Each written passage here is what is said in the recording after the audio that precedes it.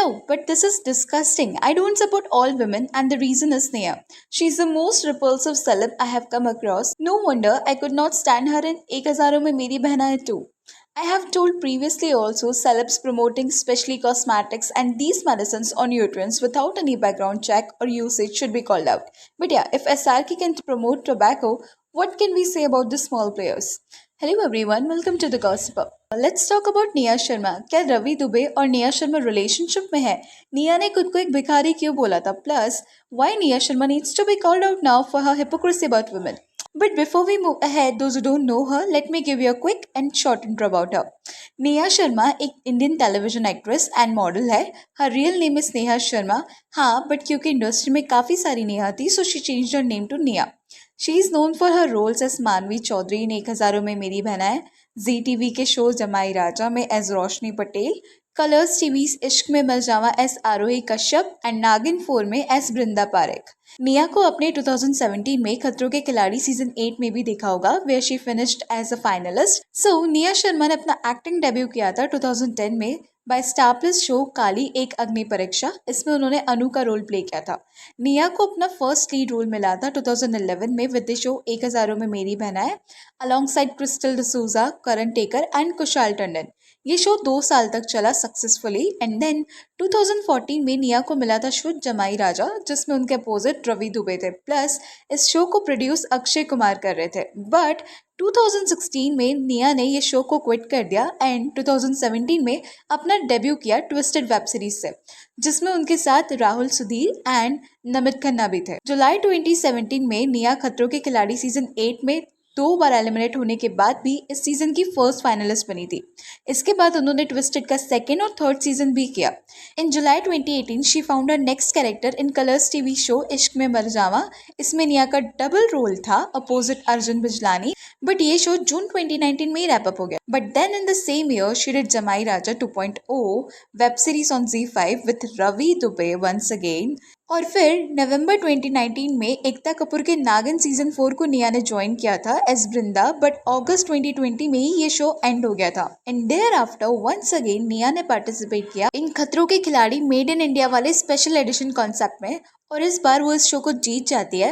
And 2021 में फिर से वो रवि दुबे के साथ काम की इन द सीक्वल ऑफ जमाई 2.0 web series season 2. And in 2022 she participated in Colors TV dance based reality show झलक दिखला जा bye pairing up with choreographer Tarun Raj Nihalani and finished at the 8th position. और इसके बाद निया ने 2 साल का ब्रेक लिया और टेलीविजन पे कमबैक किया बाद में कलर्स टीवी के शो सुहागन चुड़ैल से.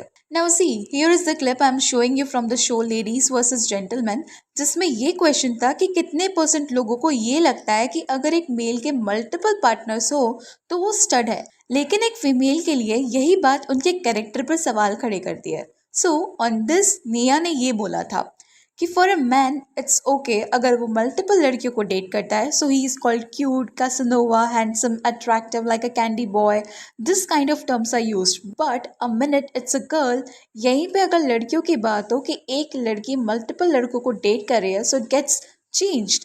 अबे वो तो सबके साथ सोती है. मतलब it's such a derogatory conversation about a woman between men.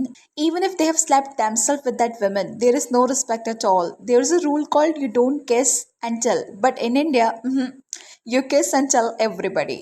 और इस स्टेटमेंट के लिए निया को कहीं हेट मिला था तो कुछ ने उन्हें outspoken, feminist, brave girl, respect her boldness and बहुत अप्रिसिएशन भी मिला था फॉर कॉलिंग दिस आउट.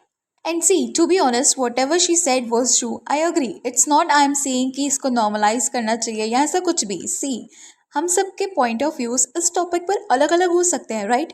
कोई निया के पॉइंट ऑफ व्यू से बिल्कुल अग्री करेगा और कोई कंप्लीटली डिसअग्री.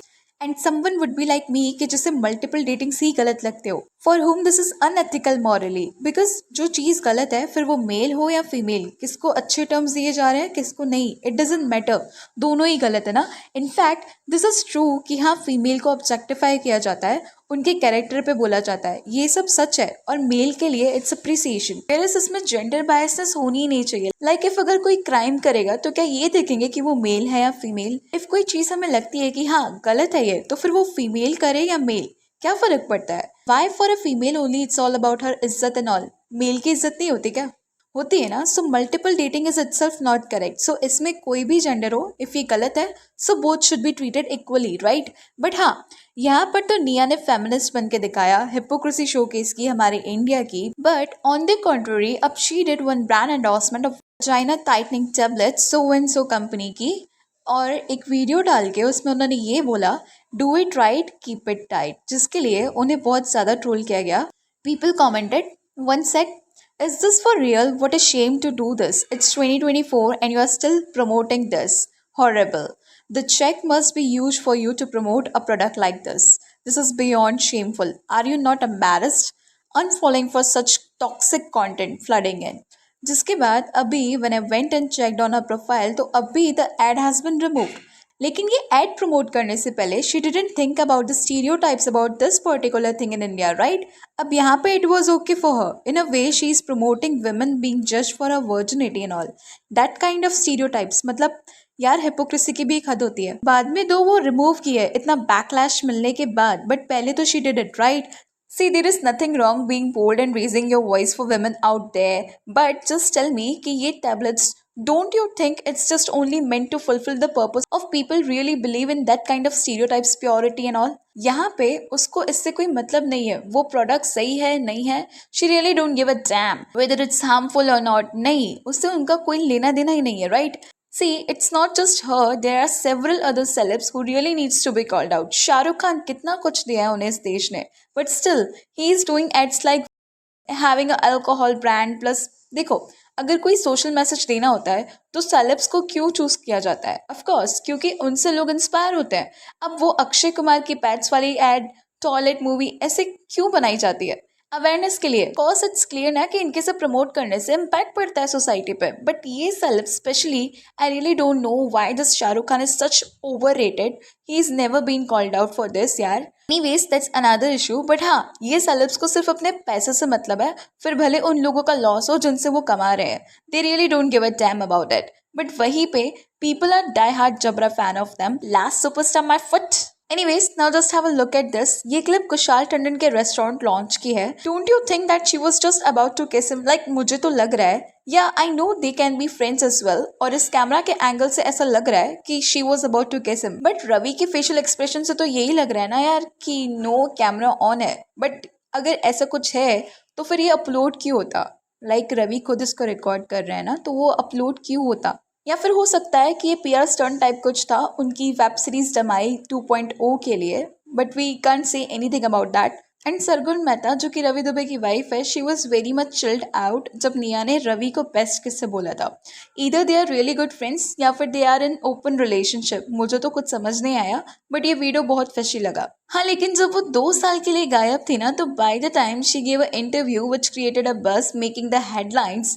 हम वो लोग नहीं है जो ब्रेक लेंगे। मैं अभी उस पोजीशन में नहीं हूँ। मैं अभी भी एक भिखारी हूँ जिसे काम चाहिए, जिसे पैसे चाहिए। मैं कभी नहीं कह सकती कि मुझे ब्रेक चाहिए। मुझे लाइफ में कभी भी ब्रेक की ज़रूरत नहीं पड़ेगी, मुझे काम चाहिए। नाउ सी, एक्चुअल में यही वर्ड्स इंग्लिश में बोले गए थे, सो उससे ये इतना डेरोगेटरी नहीं लग रहा था। बट जब वही बैगर हिंदी में बोला गया, so it completely got changed, right. Recent, जब I just spoke about how I've been waiting for my work and that beggars can't be choosers and not many projects have been coming my way। उसकी हिंदी में translation करके लिख दिया गया। भिखारी बन गई है निहार शर्मा, उन्हें काम की तलाश है। Is the worst thing that you could write for me and you could translate my English into Hindi. मुझे नहीं पता था ये ऐसे ट्रांसलेट होता है। No matter, even if I'm the most successful actor out there, I would still tell you that hey, I'm still a beggar for work, I'm still hungry for work। But काम की तलाश में है, पैसों की किल्लत हो गई है। How do you come around facing those things about anything? But now that I'm speaking to everybody, I might just add another word। Hey, I'm not a भिखारी man, come on, are you serious? As usual, media ने उसको exaggerate करके बताया just to make headlines, right? Anyways, that's all for today. Please let me know your thoughts on this in the comment section. And अगर video अच्छी लगी तो please like, share and subscribe जरूर करें।